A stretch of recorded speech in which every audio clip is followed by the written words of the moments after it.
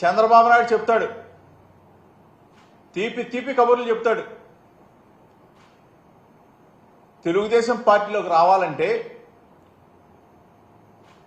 పదవులని విడనాడి మా పార్టీలో చేరాలని చెప్తాడు. కానీ ఈరోజు నువ్వు చేస్తుందని చంద్రబాబు నాయుడు గారు ప్రజాస్వామ్యాన్ని కూని చేయట్లేదా? చెప్పేదేమో శ్రీరంగ నీతులు, చేసేవన్నీ కూడా అరాచకాలు, దౌర్జన్యాలు, దుర్మార్గాలు. అసలు ఈ ఉప ఎన్నికలతో, ఈ మున్సిపల్ ఎన్నికలతో, ఈ కార్పొరేషన్ ఎన్నికలతో మీ కూటమి ప్రభుత్వానికి అసలు సంబంధం ఉందా? మీకు ఏ కార్పొరేషన్లో అయినా సరే మెజారిటీ ఉందా?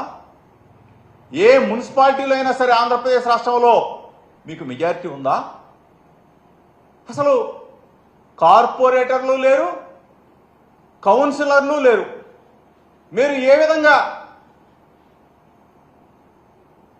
ప్రలోభాలకు గురి చేస్తారని చెప్పి అడుగుతా ఉన్నా చంద్రబాబు నాయుడు గారు. ఒక బాధ్యత కలిగిన ముఖ్యమంత్రి, నువ్వు ఏం మాటలు చెప్పావు, ఏమి ఆచరిస్తున్నావు? మున్సిపల్ చైర్మన్లు, వైస్ చైర్మన్లు, కార్పొరేషన్ డిప్యూటీ మేయర్, ఈ ఎన్నికల్లో కనీసం మీకు కార్పొరేటర్లు లేరు, కౌన్సిలర్లు లేరు, మీరు నిలబడటానికి అర్హులు కాదు మీ పార్టీ. ఈ రోజున మీరు ప్రలోభాలకు గురి చేసి, దౌర్జన్యాలు చేసి, అక్రమాలు చేసి మా వాళ్ళని మీరు లాక్కుంటారా? దౌర్జన్యం చేస్తారా? అసలు చీప్గా లేదా మీకు? ఏదో 10 నెలల మీ పరిపాలన అనుకుంటా, 10 నెలల మీ పరిపాలనలో మీరు వచ్చింది మొదలు మా పార్టీ వాళ్ళ మీద అత్యాచారాలు, మా పార్టీ వాళ్ళ మీద దౌర్జన్యాలు, మా వాళ్ళని చంపటం, ఊర్లో వదిలిపెట్టి వెళ్ళేలాగా మీరు బెదిరించడం, ఆఖరికి మహిళలను కూడా వదిలిపెట్టకుండా వాళ్ళ మీద దాడులు చేశారే. ఈరోజు స్వయంగా తిరుమల తిరుపతి అనగానే అందరూ కూడా పవిత్రత, ఒక భక్తి. అటువంటి తిరుమల తిరుపతిలో ఏ విధంగా దౌర్జన్యాలు చేస్తారా? కొడతారా? బస్సులో మా కార్పొరేట్లు వెళ్తా ఉంటే బస్సు మీద దాడి చేస్తారా? హింసకు గురి చేస్తారా? అసలు ఎక్కడికి వెళ్ళిపోతా ఉన్నారు చంద్రబాబు నాయుడు? మీ ప్రభుత్వం, మీ కూటమి కుట్రలతో ప్రజాస్వామ్యాన్ని ఏ విధంగా కాలరాస్తా ఉన్నారు ఒకసారి ఆలోచన చేసుకోమని అడుగుతా ఉన్నా.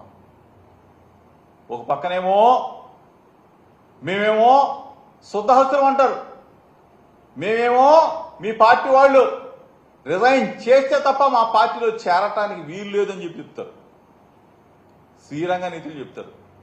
ఈరోజు మీరు చేస్తున్న వికృత చేష్టల్ని ప్రజలు గమనిస్తా ఉన్నారు. అసలు అధికారంలోకి వచ్చిన దగ్గర నుంచి, అబద్ధాలతో అధికారాన్ని గద్దెనెక్కిన దగ్గర నుంచి ఈనాటి వరకు కూడా ఈ 10 నెలల కాలంలో మీరు చెప్పిందేంటి? ఎన్నికలకు ముందు మీరు ప్రజలకు ఇచ్చిన వాగ్దానాలేంటి? ఈ రోజు వరకు కూడా వాటి గురించి మీరు ఆలోచన చేయకపోగా ప్రజాస్వామ్యాన్ని కాలరాస్తూ, ప్రజాస్వామ్యాన్ని కూనీ చేస్తూ ఈ చంద్రబాబు నాయుడు గారు నిన్న ఢిల్లీ వెళ్ళాడు. ఢిల్లీ ప్రచారానికి వెళ్ళాడు మహానుభావుడు. 2019లో ఢిల్లీ వెళ్ళాడు. అక్కడేమో కేజ్రీవాల్ గారు, మమతా బెనర్జీ గారు వాళ్ళని కూర్చోబెట్టుకొని మోడీ గారిని, అమిత్ షా గారిని బండబూతులు తిట్టారు, తెగ తిట్టారు.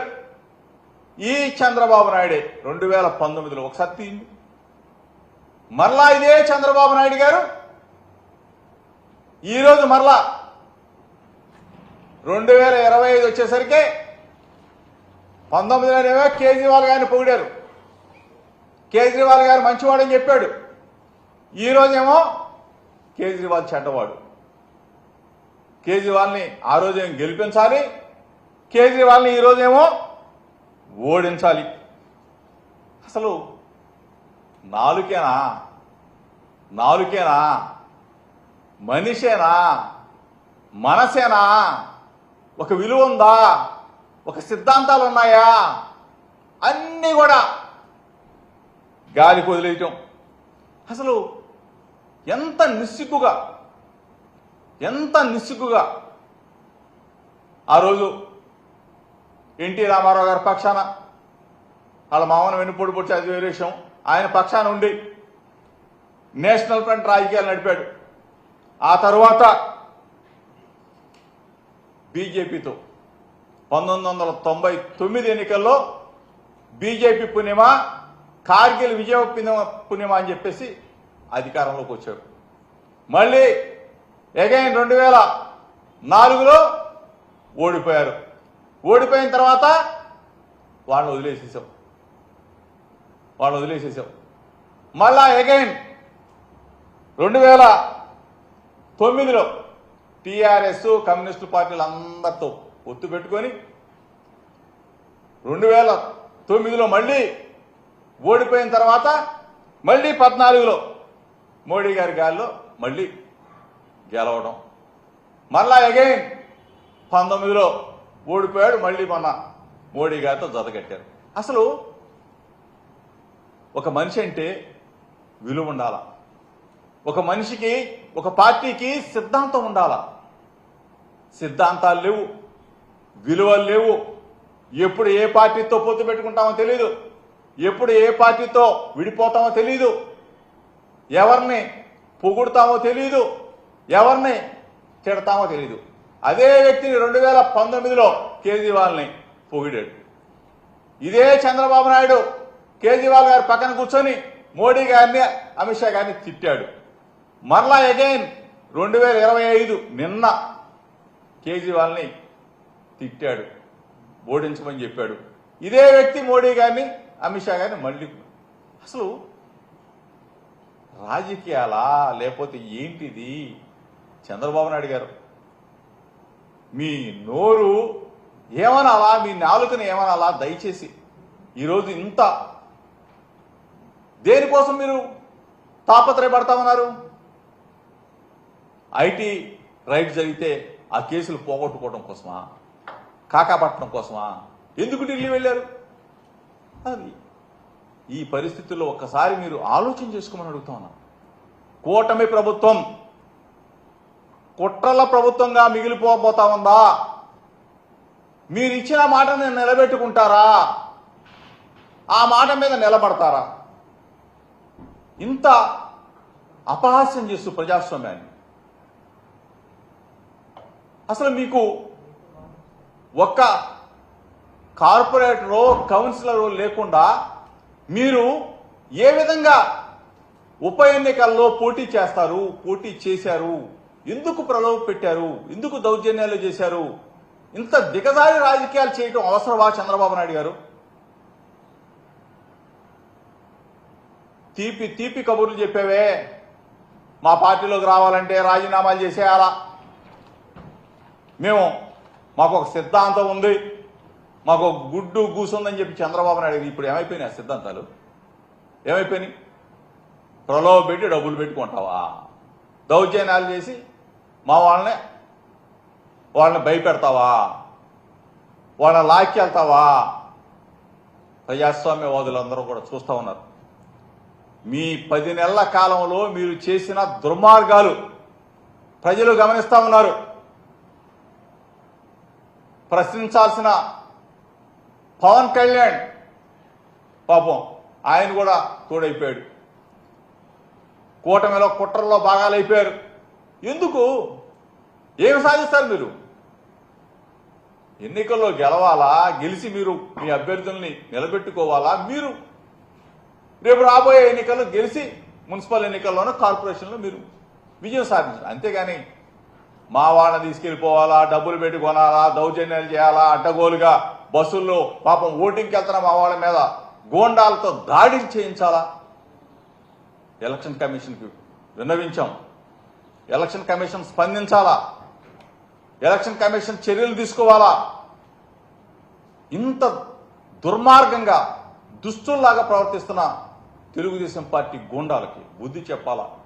ప్రజలు ముక్త కంఠంతో ప్రజాస్వామ్యాన్ని కాపాడాలని చెప్పేసి మీడియా మిత్రుల ద్వారా మరొక్కసారి ఎలక్షన్ కమిషన్ కూడా విజ్ఞప్తి చేస్తా ఉన్నాం. ఈరోజు జరిగిన దాడుల్ని, ఈరోజు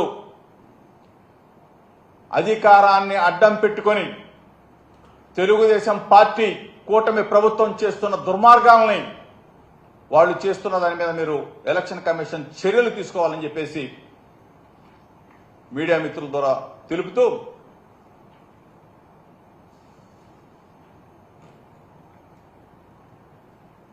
ఎలక్షన్ కమిషన్ దృష్టికి కూడా మరలా తీసుకెళ్ళబోతా ఉన్నాం. ఈరోజు నిన్న ఎలక్షన్ కమిషన్ కలిసాం. ఈరోజు ఎలక్షన్ కమిషన్ దృష్టికి కూడా తీసుకెళ్లి ప్రజలకి తెలియజెప్పబోతా ఉన్నాం వీడి దుర్మార్గాలని చెప్పేసి మీ ద్వారా తెలియజేస్తాం.